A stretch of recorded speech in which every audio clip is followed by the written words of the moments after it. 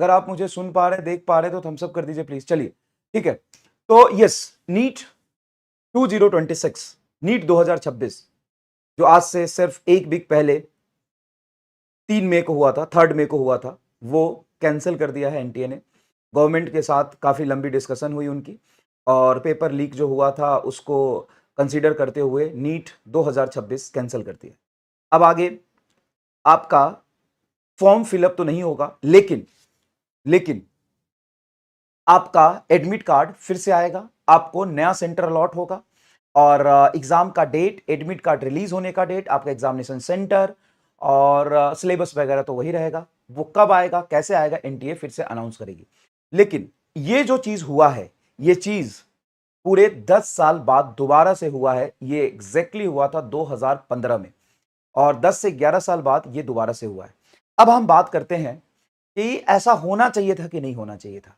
देखो बाबू, ऐसा है 2024 में भी ना बहुत हंगामा हुआ था, लेकिन एनटीए ने पेपर कैंसिल नहीं किया। अभी पेपर कैंसिल क्यों कर दिया?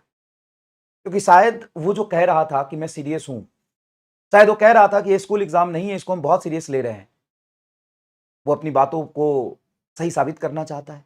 जो नीट का पेपर लीक हुआ था, हमें पता है कि वो सीकर तक पहुंचा था, है ना, हमें पता है कि वो सीकर तक पहुंचा था, हमें पता है कि वो केरल से जाके सीकर और झुंझुनू में पहुंचा था, लेकिन वो एक्चुअल में कहां कहां गया था शायद जांच में आ गया होगा, वो हमें बता नहीं रहे हैं, लेकिन इसका इंपैक्ट बहुत ज्यादा होगा। आप तो ये कह रहे हो ना भाई कि सर पेपर कैंसिल हो गया, अब हम क्या करेंगे, फिर से वो मेंटल ट्रॉमा क्यों, मेरी क्या गलती थी, मैं क्यों दोबारा एग्जाम दूंगा, मैं अपना परेशानी क्यों झेलूंगा, मैं इस एग्जाम के में लगा रहूं क्या, ये मेरी क्या गलती थी, मैं एग्जाम दोबारा क्यों दूंगा। बेटा, आप एग्जाम दोबारा नहीं दोगे ना, लेकिन पेपर लीक हुआ तो उसमें भी तो आपकी कोई गलती नहीं थी। अगर वो लीक हुआ पेपर, अगर वो 5,000 बच्चों, 10,000 बच्चों तक गया होगा तो शायद सारा सीट तो ही ले जाएंगे। आपका क्या, आपका क्या, आपके नंबर अगर 630 आ रहे हैं, 640 आ रहे हैं, 650 आ रहे हैं, लेकिन आपको नहीं पता ना कि जो पेपर लीक हुआ है उसको कितने लोगों ने यूज किया है, कितने बड़े बड़े लोगों ने उसको खरीदा है, किस लेवल तक वो पेपर्स पहुंचा है। अगर वो खुद ही 10,000 बच्चों तक पहुंच गया होगा तो कट ऑफ 660 चला जाएगा भाई मेरे, कट ऑफ 660 660 670 चला जाएगा। तो अगर आपने बहुत ईमानदारी से पेपर देके 650 के आसपास नंबर लाया, और जो कि बहुत ज्यादा नंबर है, इसमें तो तुम्हें एम्स और अच्छे मेडिकल कॉलेज मिल जाएंगे, लेकिन चूंकि पेपर इतना लीक हो गया था, इतना ज्यादा तरीके से लोगों तक पहुंच गया था कि कट ऑफ ही 670 प्लस चला जाए तो और कितना लीक हुआ है शायद एनटीए साहब को पता चल गया होगा कि इंपैक्ट ज्यादा है, तुमको कैंसिल करना पड़ा। ठीक है, तो अब बात आती है कि पेपर दोबारा होगा। हाँ, पेपर तो दोबारा होगा, कब होगा वो एनटीए बता देगी। मेरे हिसाब से 2 महीने के आसपास में पेपर हो जाएगा। ठीक है, 2 महीने के राउंड, मैक्सिमम 2 महीना टाइमलाइन। अगर बात करूं मैं टाइमलाइन की बात करूं तो मैक्सिमम 2 महीना timeline, maximum 2 month, maximum 2 month, इससे ज्यादा समय नहीं लगेगा। पेपर कैसा आएगा तो भाई देख, पेपर जैसा भी आए, पेपर लीक नहीं होना चाहिए, नहीं तो तुम्हारा सिलेक्शन रुक जाएगा। इंपॉर्टेंट ये नहीं है कि पेपर कैसा आएगा, फिर से मैं वही बार बार तुमको बता रहा हूं कि पेपर कैसा आएगा, वो अनएक्सपेक्टेड अनरियलिस्टिक पेपर के पीछे अभी से नहीं भागना। बस पेपर लीक ना हो, तुम्हारा सिलेक्शन हो जाएगा। अगर पेपर लीक नहीं होता है और बहुत ज्यादा टफ और बहुत अनरियलिस्टिक, बहुत मुश्किल पेपर बनाते हैं, उसमें भी सभी बच्चों के लिए वो मुश्किल पेपर होगा, और वहां पे मार्क्स नहीं, आपके रिलेटिव मार्क्स मैटर करेंगे, आपका रैंक मैटर करेगा। बस पेपर लीक ना हो, तुम्हारा सिलेक्शन हो जाएगा। चाहे 2025 जैसा पेपर जाए, कट ऑफ चला जाएगा 520, तब तो हो ही जाएगा ना भाई, सिलेक्शन चला जाएगा कट ऑफ 500। अब भाई पेपर बहुत टफ पूछ दिया फिजिक्स में, अगर 45 सवाल में से वो 10 सवाल बहुत मुश्किल बना दिए, 15 सवाल बहुत मुश्किल बना दिए, 45 के 45 मुश्किल नहीं बना सकते हैं। उस 45 में से अगर वो 25 सवाल इजी है, पहले वो अगर कर लोगे ना, तो तुम्हारा वैसे ही सिलेक्शन हो जाएगा।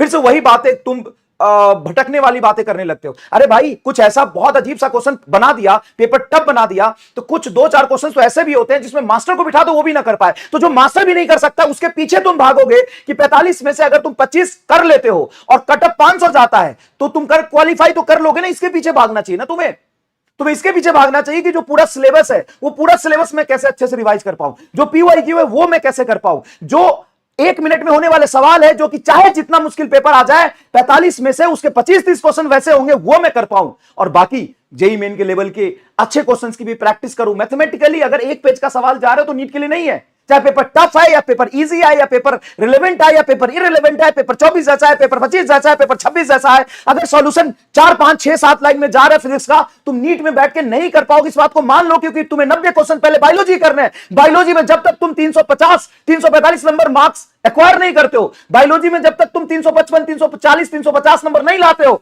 तब तक तुम किसी भी टफ पेपर की तैयारी के बारे में छोड़ दो सोचना।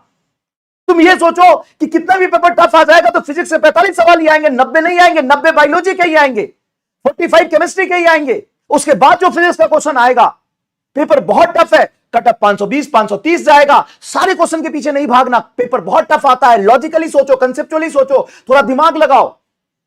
उसमें से भी 25 से 30 क्वेश्चंस अगर तुम बहुत अच्छे से निकाल के ले जाते हो, तुम्हारा सिलेक्शन सिक्योर हो जाएगा। उसके बाद अच्छे लेवल की क्वेश्चंस की प्रैक्टिस थोड़ा थोड़ा और करना। भाई वो बहुत टफ पेपर बनता है ना, तो जो 4 क्वेश्चन होते हैं ना, वो पहले अटेम्प्ट में छोड़ने के लिए बनता है। पहले जो 45 बहुत इजी क्वेश्चंस, एक लाइन में होने वाला क्वेश्चन, पीवाईक्यू बेस्ड क्वेश्चन के भी 4 नंबर मिलते हैं, बहुत टफ क्वेश्चन के भी 4 नंबर मिलते हैं। तो पहले आपको बायोलॉजी ही करना है, फिर आपको केमिस्ट्री करना, फिर फिजिक्स में आना है, फिर फिजिक्स में ये देखना है कि 45 में से कौन से सवाल मेरे से होने वाले हैं, कौन से डुएबल है, कौन से 1 मिनट में हो सकते हो, वो पहले करिए। फिर आप वो क्वेश्चंस जो थोड़े से लेंदी रख रहे हैं उसको छोड़ दीजिए। फिर सेकंड अटेम्प्ट में जब टाइम मिलता है वो करिए। सारे कंप्लीट पेपर में सारे आसान सवाल करना जरूरी है कि टफ सवाल पहले अटेम्प्ट करना जरूरी है? ये बताइए आप। अगर आप ये सोच रहे हैं, बच्चे एक्चुअल में मेरे से फोन करके 2-4 बच्चे रोने लग गए भाई कि सर मैं क्या करूं, पेपर कैंसिल हो गया, सर मैं क्या करूं। वैसे भी आपका कुछ नहीं हो रहा था, किस लेवल पे पेपर लीक था, और कट ऑफ अगर इस लेवल पे पहुंच जाता तो ऐसे भी नहीं हो रहा था ना कुछ, वैसे भी नहीं हो रहा था ना कुछ। तो मैं आपको यही कहना चाहता हूं कि आप शांत रहिए। और अभी अभी हमने उम्मीद सीरीज में पढ़ाया है, अभी अभी महारिविजन हुआ है, अभी अभी मल्टीपल सोर्सेज हैं, वो सारा कवर करिए। और किसी चीज की जरूरत होगी हम आपको देंगे, कराएंगे, समझ रहे हो? और किसी भी चीज की जरूरत होगी हम आपको कराएंगे, हम आपको देंगे। लेकिन फिलहाल तो यही है कि नीट 2026 कैंसिल हो गया है, और कैंसिल बहुत बड़ा इंपैक्ट रहा होगा पेपर लीक का, इसलिए कैंसिल हुआ। इस बात को समझने की कोशिश करिए, जो हमें शायद नहीं बताया जा रहा है, लेकिन बहुत लार्ज स्केल पे बातें आने वाली थी अभी। तो एनटीए ने ये सोचा होगा कि बहुत सारी चीजें सामने आए और हमारी इमेज पे धब्बा लगे। वैसे तो लग ही गया फिर से, मतलब पिछले 70 साल में, 70 साल हो गए ना, हाँ लगभग 100 बार तो पेपर लीक हुआ है। और पिछले 10 साल में अगर मैं नीट की बात करूं तो कोई ऐसा साल ही नहीं आता जिसमें पेपर लीक नहीं होता। तो ये लाखों करोड़ों बच्चे, उनकी फैमिली इस पेपर से जुड़े हुए हैं, वो मेहनत करते हैं, साल साल भर इतना सेक्रीफाइस करके मेहनत करके पढ़ाई करते हैं, उनके मेंटल स्टेट को एनटीए ने और ये जो गवर्नमेंट है वो तो एकदम खेल रही है उनके साथ।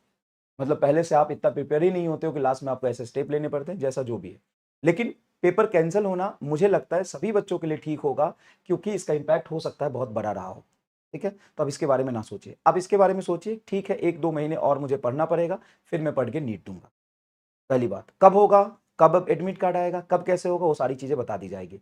अब ज्यादा ये सोच के परेशान नहीं होना कि पेपर कैसा आ जाएगा। आपको ये सोचना है कि पेपर जैसा भी आए, एग्जाम में जो डुएबल क्वेश्चन करने वाले होते हैं, अगर तुम वो करके ले जाओगे तुम्हारा सिलेक्शन हो जाएगा। पेपर मुश्किल आएगा, कट ऑफ नीचे जाएगा, पेपर ईजी आएगा, कट ऑफ ऊपर जाएगा। तो तुम्हें अपना बेस्ट देना, इस बात पर ध्यान रखो। दूसरी बात, अभी हमने उम्मीद सीरीज, महारिविजन सीरीज, क्वेश्चन प्रैक्टिस सीरीज सारी कराई हुई है, वहां से आप चीजें देख सकते हो। इसके अलावा भी अगर आपको किसी चीज की जरूरत पड़ेगी, हम वो भी चीज आपके लिए लेके आएंगे, परेशान मत होइए। ठीक है, अब प्रिपरेशन कैसे करें? तो सबसे पहले तो आप बायोलॉजी से शुरू करिए, उसको रिवाइज करिए, केमिस्ट्री से रिवीजन शुरू करिए, फिजिक्स पढ़ना स्टार्ट कर दीजिए। फिजिक्स में जो इस साल जो पेपर आया है उस लेवल के एनसीईआरटी के और नोट से उस रिलेवेंट क्वेश्चंस की प्रैक्टिस करना शुरू कर दीजिए। पेपर टफ आएगा तो याद रखिएगा 30 क्वेश्चंस नीट में, चाहे 27 की बात करो, ये साल री नीट की बात करो, मैं अभी बोल रहा हूँ 25 से 30 क्वेश्चन आना ही चाहिए ना, नीट पीवाईक्यू बेस्ड और नीट सिलेबस के बेस्ड, एनसीईआरटी बेस्ड, उसकी तैयारी कर लो अच्छे से। फिर थोड़ा थोड़ा लेवल अप, अच्छे क्वेश्चंस की तैयारी धीरे धीरे आप करना शुरू करना, उसी में आसपास जो 1 मिनट में होने वाले सवाल नीट में होते हैं। बहुत ज्यादा इधर उधर भागोगे तो भी 25 क्वेश्चन भी तुम्हारा छूट जाएगा, 30 क्वेश्चन तुम्हारा छूट जाएगा, तो बचे हुए 15 क्वेश्चन से कुछ नहीं होने वाला।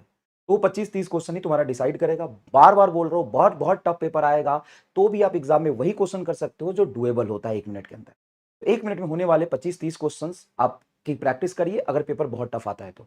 और क्या पता पेपर वैसा ही आए, ये पेपर के लेवल की वजह से प्रॉब्लम नहीं है, प्रॉब्लम लीक होने की वजह से। ठीक है, बैच वैलिडिटी बढ़ा दीजिए, वो बढ़ जाएगा। ये कोई पूछने वाली बात है और कहने वाली बात है। अगर बैच, पिछले साल के बैच की वैलिडिटी अगर एक्सपायर हो गई होगी तो बढ़ जाएगा, बाय डिफॉल्ट बढ़ जाएगा। इतना तो पीडब्ल्यू बच्चों के बारे में सोचती ही है भाई। 1% भी इसके लिए परेशान मत होना, वो 2 महीने के लिए वैलिडिटी आपका बढ़ जाएगा। और बताइए, और बताइए। ठीक है, ठीक है, वो बढ़ जाएगा। और आप पढ़ाई करना शुरू कर दीजिए बिना पैनिक हुए। मैं बार बार कह रहा हूं, पैनिक होने से, घबराने से कोई सॉल्यूशन नहीं निकलेगा। अल्टीमेटली पेपर लीक अगर इस लेवल पे हुआ होगा तो कट ऑफ इतना चला जाएगा कि आपका एग्जाम होने का कोई मतलब ही नहीं रहेगा। तो प्लीज सभी बच्चों से रिक्वेस्ट है, प्लीज परेशान मत हो। इसमें तुम्हारी सच में कोई गलती नहीं भाई, ना तुम्हारी गलती है, ना तुम्हारे पेरेंट्स की है, ना हमारी है, किसी की गलती नहीं है। और एनटीए ने भी शायद पूरी जान लगाई ही होगी, लेकिन जो बच्चा अनएथिकल तरीके से, जो पूरा सिस्टम पीछे लगा हुआ है, जो प्रिंटिंग प्रेस से पेपर, क्वेश्चन पेपर लिख लेता है और पास करता है, बाहर बेचता है, ये पूरा सिस्टम ही खराब है। अब इसको कैसे रोकना चाहिए, वो एनटीए को इसके बारे में सोचना चाहिए। गलती आपकी नहीं है, गलती हमारी नहीं है। परेशान होने से नहीं होगा, रोने से नहीं होगा, घबराने से नहीं होगा, लेकिन रीनीट होना ही दूसरा ऑप्शन था। ठीक है, ठीक है, ठीक है। तो परेशान मत होइए। जहां तक बात है अभी से तैयारी करने की, तो एनसीईआरटी खोलना शुरू कर दीजिए, क्वेश्चन प्रैक्टिस करना शुरू कर दीजिए, और धीरे धीरे पढ़ना शुरू कर दीजिए। और पिछले साल के आपके बैचेज है, पिछले साल के आपके सीरीज है, उन सब का यूज करिए। अगर आपको रिक्वायरमेंट पड़ती है आगे किसी भी चीज की, तो वो हम लेके आ जाएंगे। ठीक है, ठीक है। Thank you so much. हम आपके साथ ही है ना। अभी कोई भी चीजें आती है हम दोबारा आपसे मिलेंगे, बात करेंगे। प्लीज आप परेशान मत हो, आपकी कोई गलती नहीं है। लेकिन नीट कैंसिल होना जरूरी था, क्योंकि कोई फायदा भी नहीं है इस नीट के होने का, जिसमें इतने लार्ज लेवल पे पेपर लीक हो। पेपर जैसा भी आए, जिस तरीके का पेपर अभी आया था, जिस तरीके का पेपर 25 का आया था, उस 25 वाले में जितने डुअल क्वेश्चन करके आपका कट ऑफ क्लियर और अच्छे नंबर आ सकते थे, उसके हिसाब से सोचिए। पेपर इजी आए तो कितना करना पड़ेगा, उसके हिसाब से सोचिए, लॉजिकली सोचिए। ठीक है, और अच्छे से तैयारी करना शुरू कर दीजिए। Thank you so much. जहां तक बैच की बात है, बैच की वैलिडिटी अपने आप इंक्रीज हो जाएगी, आप जाके बैच के अंदर देख सकते हैं। सीरीज सारी है ही, टेस्ट की जरूरत पड़ेगी वो आपको मिल जाएगा। जो लोग यकीन का बैच ले चुके उनका क्या, यकीन का बैच ले चुके आप, तो यकीन में आपको ये सोचना है कि आपके इस बार नीट में कितने आ रहे थे। अगर आपके नीट में 400 आ रहे थे या 300 आ रहे थे, फिर आप देने के लिए तो नीट दे दोगे, लेकिन कहीं ना कहीं आपको पता है कि आपको पूरा पढ़ने की जरूरत है, एक बार और ड्रॉप करना ही पड़ेगा, ये आपको कहीं ना कहीं पता है। तो आप उस हिसाब से पूरे तैयारी शुरू कर दो, पढ़ो। ठीक है, और अगर तुम्हारा हो जाए और नीट का बैच तुमने लिया हुआ है, रिफंड मैं करा दूंगा। ठीक है, अगर मान ले तूने निकीन का बैच ले लिया अगले साल का, और तुम कहते हो कि मैं दोबारा दूंगा, मेरा हो सकता है, तो तुम्हारा हो जाएगा। ठीक है, तुम मेरे आईडी, मेल आईडी पे कांटेक्ट कर लेना, इस वीडियो के नीचे कमेंट कर देना अपने नंबर के साथ, मैं तेरे से कांटेक्ट करूंगा, तुम्हारा पैसा वापस दिला दूंगा। ठीक है, सबसे बेस्ट तो यही कर सकते हैं। लेकिन अभी इस नीट के लिए सभी लोग जिनको लगता है कि कर सकते हो, करिए। ठीक है, थैंक यू सो मच। धन्यवाद, धन्यवाद।